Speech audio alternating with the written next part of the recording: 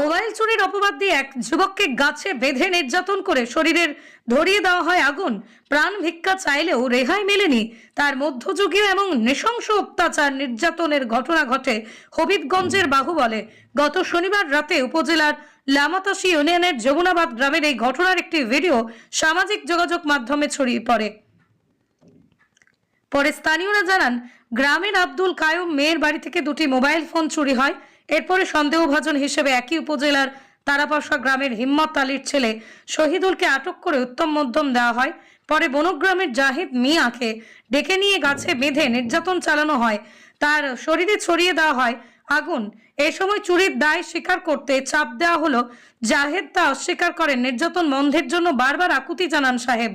নির্যাতন চাহিদার পরিবারের লোকজন টাকা দেওয়ার শর্তে তাকে ছাড়িয়ে দেন। পরে ভর্তি করা হয় হবিগঞ্জ সাধারণ সদর হাসপাতালে।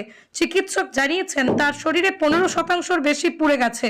অবস্থার অবনতি হলে লাগবে অস্ত্রোপচার।